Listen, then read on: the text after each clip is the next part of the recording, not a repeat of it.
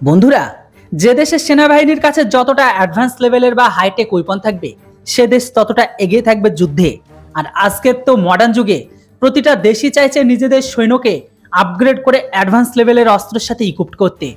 হোক পাকিস্তান, হোক পূর্ব পাকিস্তান, হোক চীন, আমেরিকা, ভারত বা অন্য যে কোনো দেশ হোক না কেন, সবাই নিজেদের সামর্থ্য অনুযায়ী তারা তাদের প্রতিটা দেশের সেনাবাহিনীকে আপগ্রেড করছে। তো এই মুহূর্তে আমাদের একটি পড়শি দেশ আছে যেটার নাম হচ্ছে পূর্ব পাকিস্তানের বাংলাদেশ। এই দেশটা তাদের সেনাবাহিনীকে বর্তমান সময়ে সমতুল্য করে মডার্নাইজেশন বা অ্যাডভান্স লেভেলের সাথে অস্ত্র দিয়ে ইকুইপমেন্ট করতে চায়।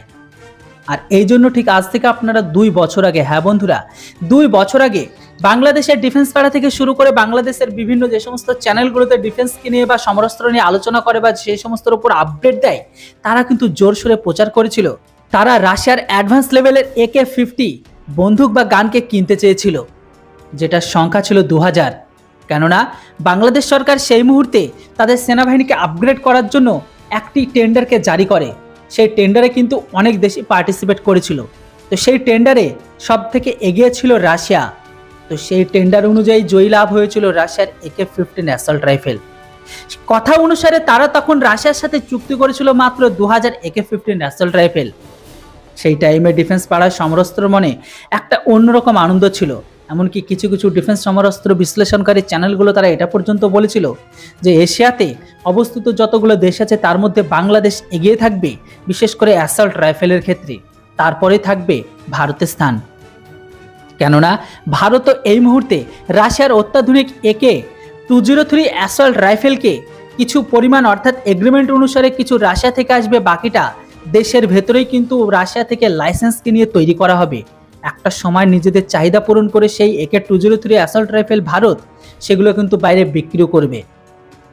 তারপরে কিন্তু তারা এই দুই দেশের রাইফেল অর্থাৎ ভারতের AK-203 অ্যাসল্ট রাইফেল আর AK-50 অ্যাসল্ট রাইফেল নিয়ে কিছু কিছু মানুষ গবেষণা, কিছু কিছু মানুষ কম্পেয়ার, কিছু কিছু মানুষ এটা কম্পেয়ার করতে লাগে যে যুদ্ধে কে এগিয়ে থাকবে। হ্যাঁ, কিন্তু আজ থেকে প্রায় 2 বছর হয়ে গেল, এখনো পর্যন্ত কি তাদের ভান্ডারে বা তাদের সেনাবাহিনীর হাতে AK-50 2000 অ্যাসল্ট রাইফেল চলে এসেছে? না, আসেনি। না আসবেই বা কি করে? দেখুন, সেই টাইমে যে সমস্ত ডিফেন্স চ্যানেলগুলোতে এই রাইফেলটাকে নিয়ে বিশেষভাবে হাইপ তৈরি করেছিল তাদের কিন্তু হাওয়াজ বেরিয়ে গেছে। তাদেরকে জিজ্ঞাসা করবেন বা যে সমস্ত মানুষ আবেগপ্রেমী মানুষগুলো সেই সমস্ত ভিডিও দেখে অনেক আনন্দ হয়েছিল, দক্ষিণ এশিয়াতে সব থেকে এগিয়ে থাকবে বাংলাদেশ, তাদের মনে একটা অন্যরকম লাড্ডু ফুটেছিল। কিন্তু যখনই রাশিয়ার ইউক্রেন যুদ্ধ শুরু হয় আর যখনই আমেরিকা রাশিয়ার উপর স্যাংশনকে আবারও লাগিয়ে দেয়, তারপরে থেকে বাংলাদেশের সমস্ত আশা জল হয়ে গেছে। সমস্ত কিছু একদম জলাঞ্জলিতে চলে গেছে। বাংলাদেশের আশার পূরণ হয়নি।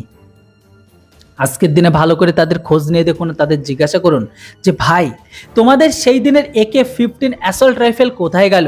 যেখানে তোমরা বড় বড়ভাবে কম্পেয়ার করেছিলা দক্ষিণ এশিয়ার সেরা রাইফেল হবে আমাদের এটা, আজকের দিনে ভারতের ওপরে থাকবে আমাদের সেনাবাহিনীর কাছে রাইফেল। এমনকি কিছু কিছু মূর্খ মানুষ এটা পর্যন্ত বলে ফেলেছিল যে ভারত যেভাবে AK-203 রাইফেল নিজেদের দেশে যেভাবে TOT নিয়ে তৈরি করছে, সেইভাবে আমরা 2000 রাইফেলকে কেন বাংলাদেশের ঘরের ভেতরে তৈরি করতে পারি না? কিন্তু এই সমস্ত মূর্খ লোকদের কে বোঝায় যে ভারত যতটা বড় পরিমাণে একটি অস্ত্রকে নিচ্ছে সেখানে রাশিয়ার দেওয়াটা কোনো ব্যাপার নয়। কিন্তু এটা তো আর চাইনিজ মাল নয় যে চায়নার কাছ থেকে নিলে চায়না তার TOT ট্রান্সফার করে সেটা বাংলাদেশের ভেতরে তৈরি করবে। মাত্র 2000 AK-50 রাইফেলের জন্য কে ভাই তোমাদের টেকনোলজি দেবে? কেউ দেবে না। কিন্তু আপনাদের নসিব এতটাই খারাপ যে আপনারা এখনো পর্যন্ত রাশিয়ার থেকে AK-50 কেনা তো দূরের কথা, তার ডেলিভারি পর্যন্ত পেতে পারেননি। আর মনে হয় না আপনারা এই জন্মে পাবেন।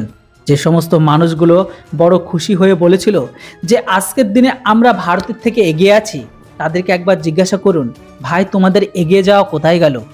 তোমাদের সেই রাইফেল কোথায় গেল যেটা তোমরা এত বড় টেন্ডারকে পাস করে এত হাইপ তৈরি করে এই রাইফেলটিকে সিলেক্ট করেছিলে? কিছু মানুষ তো সেই দিন আনন্দে ভেসে গেছিল। যাই হোক বন্ধুরা, পূর্ব পাকিস্তানের ঘরের ভেতরে AK-50 অ্যাসল্ট রাইফেল পেয়ে গেছে, তাহলে তাদের মনে লাড্ডু ফুটবে। কিন্তু রিয়েলিটি এটাই, রাশিয়ার কোনো মালই তারা পাবে না।